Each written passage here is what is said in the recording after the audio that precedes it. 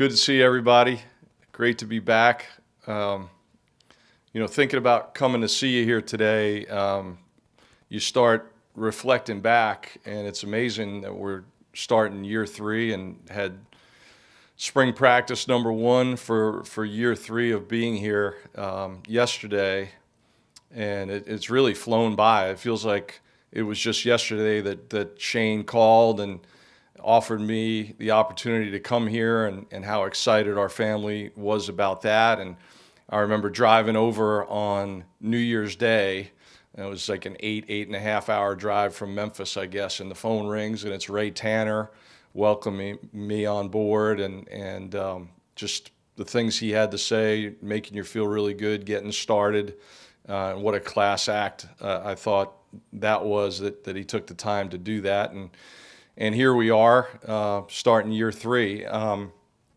You look back to year 1, 2021 season, and I still think that was one of the great coaching jobs by Shane Beamer and by our staff. I know a lot of people were predicting we were going to win 2 or 3 games that year, and to win 7, to go to and win a bowl game.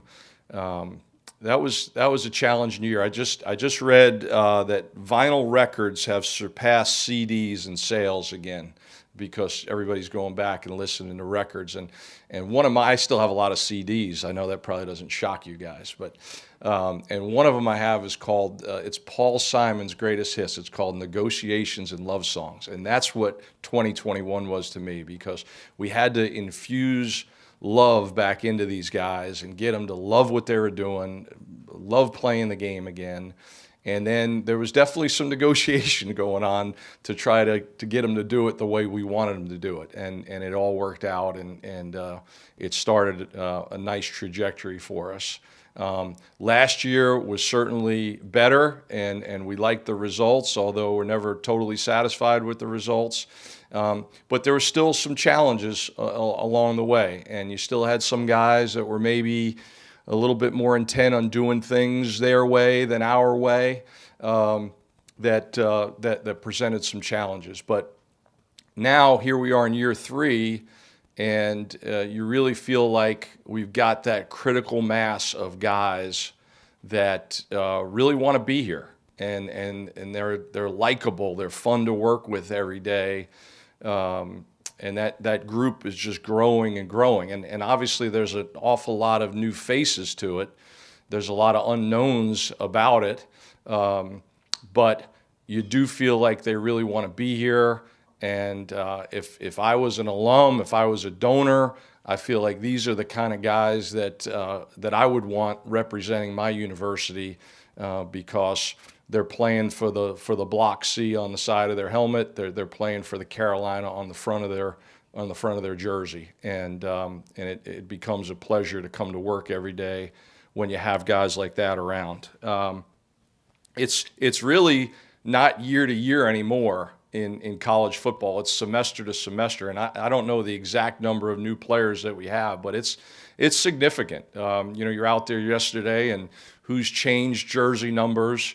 You have new players in new numbers, and guys you're working with without pads on before spring break, and now they get their helmet on, and so that's the fun part of this. But it does turn over more quickly with the freshmen that enroll early, the transfers that join in January, and I think Shane continues to do a really good job of managing it all through this whole evolution.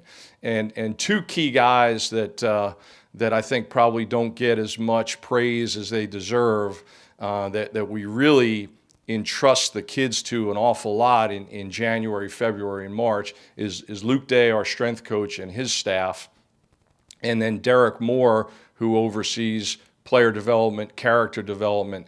While we're on the road recruiting, while we're doing a lot of our meetings and getting new analysts and GAs up to speed and all those things before we hit the field for spring practice, you're really counting on Luke and Derek and other people that work with them to spend a lot of important time with the team. And I think those 2 guys and the people that help them are really secret weapons for us, and love working with those guys every day.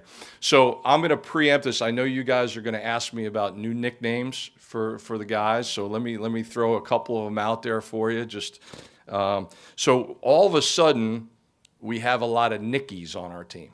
So that's like me being in the old neighborhood on Staten Island. You know, we got Big Nicky, we got Little Nicky, we got Medium Nicky, we got Nicky Bag of Donuts, we got Nicky Potato Salad. You know, we got a bunch of Nickies. So all of a sudden we went from 1 or 2 Nickies to like 4 or 5 Nickies right now. So that's good. That brings the New Yorker out in me from time to time when I see those guys. And one of them actually is from New York, Nick Gargiulo. One of my paisans from up in Yonkers. And then we've got Trey Fort Knox, who's joined us.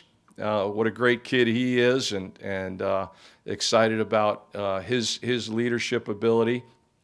I had to explain to Lenora Sellers the other day who Peter Sellers was, the Pink Panther. So that's a project for him in addition to the classes that he's in. He's got to go back and watch some of the Pink Panther movies. And then for you 80s buffs, we've got Josh Simon and Simon. All right, he's like 2 detectives. Okay, but looking forward to doing my part to help bring this team together and work with these guys.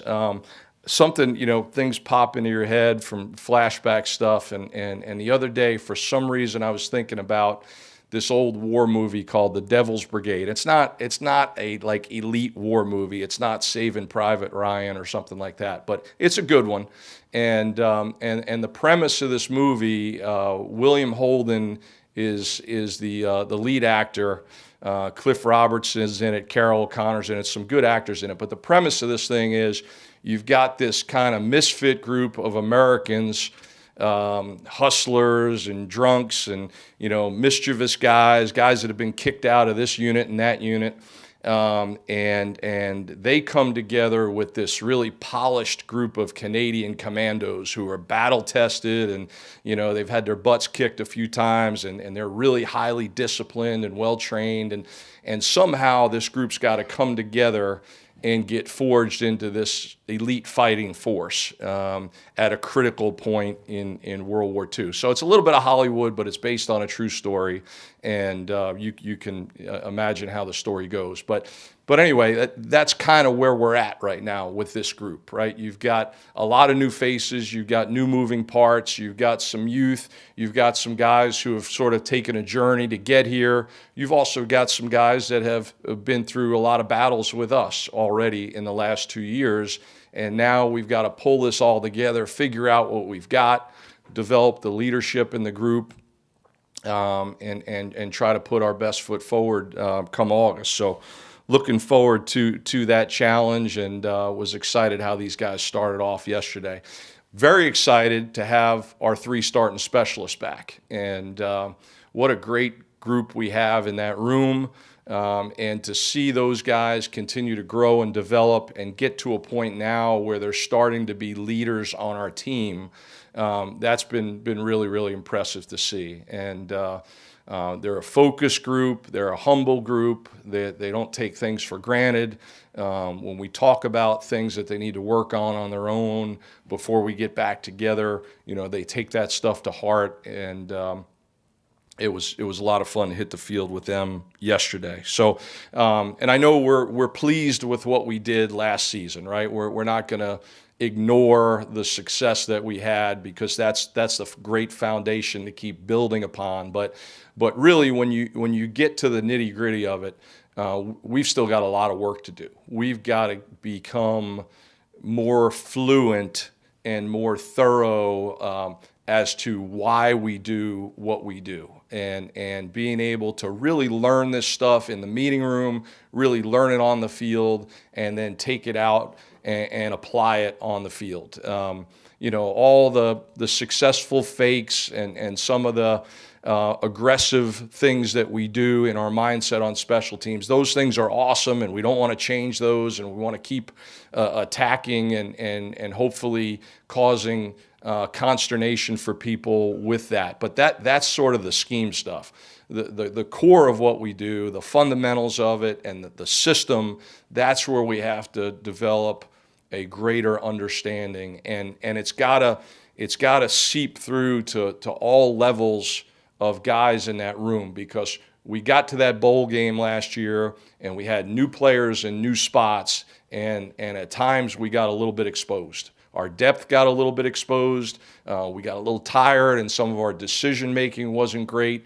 Even right down to the end of the game, we get a kickoff return out to the 41-yard line that gets called back by a penalty that was very much avoidable, and we end up starting that drive inside our own 20-yard line. So you can definitely find plenty of places where we need to become smarter, more reliable, more trustworthy, and sort of deeper in terms of the guys that we can put in the game on our roster. And then the last thing is just me and my mindset, and I've told you this many times before.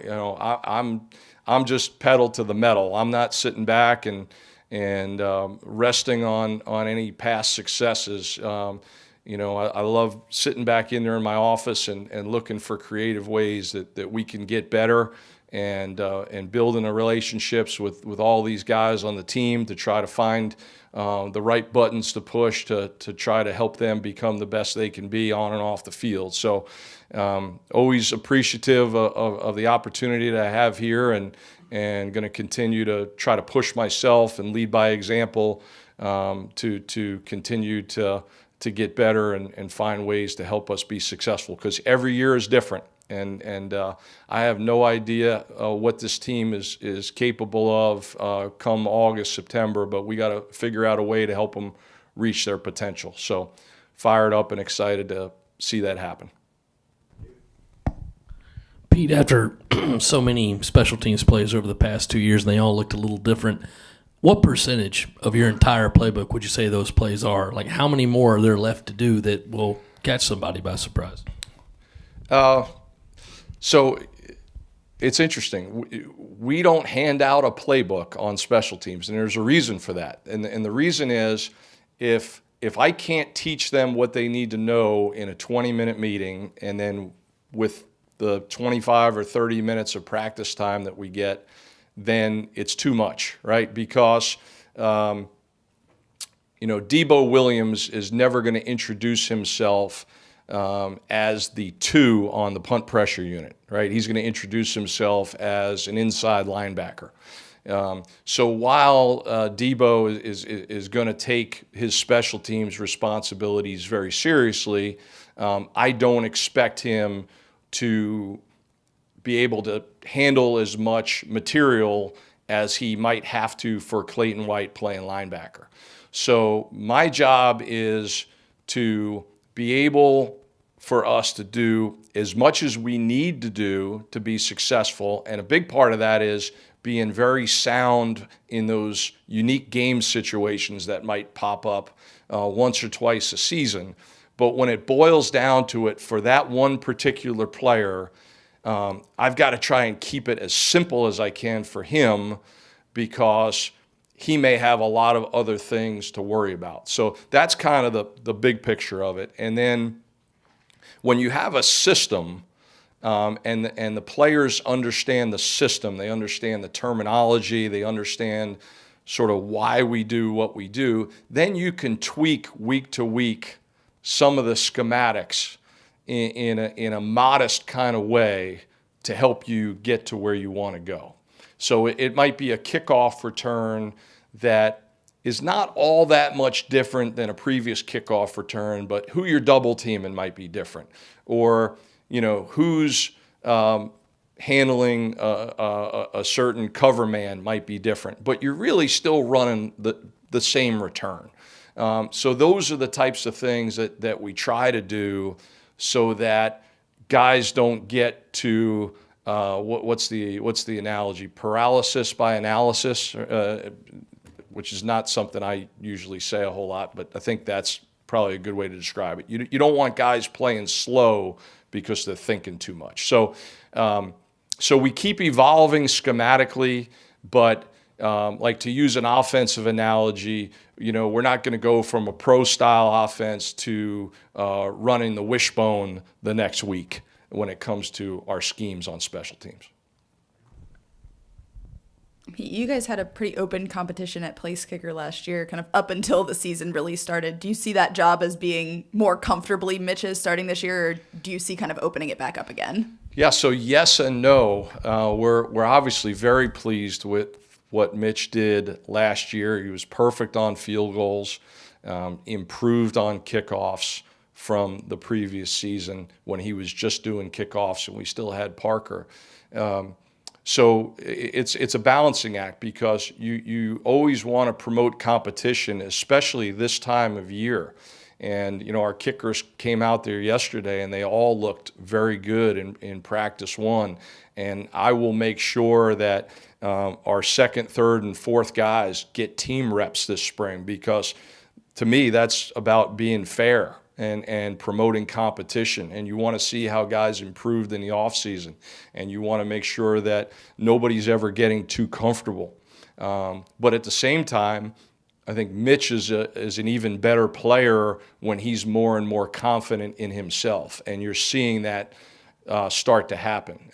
And you're not going to find a harder worker than Mitch Jeter. If anything, we got to tell Mitch to take it easy and back off because he will push himself very hard. And I think that goes on the golf course as well as in his kicking duties. Hey, Pete. How are you? I'm doing well. How you doing? Great. I know we talked about this going into last season. We used Nick Muse for the example about having a guy play here and the impact that it can have in terms of the NFL and raising your draft stock when you play special teams. We saw it with Kevin Harris as well last year and just some of the guys in the league. It's going to help Nate Atkins, of course. And I bring that up because last Thursday when these transfers spoke, I know you got excited seeing just some of the things that they were saying, in terms of being here and wanting to be part of special teams. Where is the mindset right now when you just look at the program as a whole? And just the way they value the players and the way they look at special teams in comparison to when you guys got here year one. Yeah, it's awesome. And I say this with all humility, but I feel like special teams has become a big part of our culture. It reflects our culture. It's become kind of part of our brand for this coaching staff at this university at this point in time. We have countless coaches that want to come visit with us now to talk about special teams. Guys asking me all the time to do Zoom calls and things like that. But the real proof is your players. And those guys that went to the Combine a week or two ago. I heard Darius Rush's interview, and I couldn't have handed him a piece of paper and say this any better than what he said to all of those scouts and GMs and coaches about what special teams has done for him and how it helped him get to that Combine.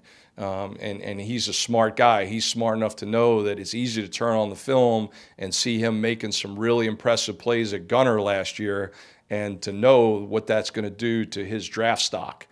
Jalen Brooks sent me a text. He had just gotten out of a meeting, and he said, "Coach, this is unbelievable, but I am having more meetings down here with special teams coaches than I am with receiver coaches." So there's a couple of our guys that were in the program for 2 years compared to the guys a year before that were only with us one, and you look at how many snaps they played, how they embraced it, the plays they made on special teams, their want to in that phase of the game. You saw definite growth from year one to year two. And now to your point, here we are in year three, and we have guys coming here who haven't even stepped foot on the field yet, and they're saying this is going to be a great place to be because I'm going to get a chance to be a part of this unit. And I think that's just awesome. And as a coach, right, you want to work with guys that want to be there, that want to do it, that want to be a part of it, and want to make the team better and make themselves better, right? And so when you have guys that are coming out and saying that haven't been asked to say that, prompted to say that. It really just doesn't get any better than that. So I feel like it really is coming together. And one of the things you might find interesting, our first special teams meeting in the spring and then again in preseason, we have the whole team in there. So even the Spencer Rattlers of the world are hearing why we do what we do, how we do what we do, the language we speak, the expectations. So even if it's just somebody who might be on the hands team, or maybe not even that, we still want them to take the same amount of pride in what we're trying to build here. You mentioned Gunner a second ago. You're losing some guys there. You mentioned one of them in rush. Kind of where is that position right now? Is there any guys you've been working out there now for such a big part of Kai's punting game? Yeah, Gunner, one of our big goals this spring is to come out of spring practice with a newly revamped depth at Gunner. And our defensive backs, our receivers, even some of our running backs, those guys are all prime suspects at this point to help us out there. And we ended up playing some different guys in the bowl game because some of those guys weren't with us then, so we got to sort of preview potentially how some guys could be in that bowl game. We have obviously some new guys that have joined us as well. So we're going to be rotating a lot of skill guys through at those gunner spots this spring, and the goal is to come out of that spring game with at least a pretty good idea of where we're at depth-wise before we add whoever joins us in the summer.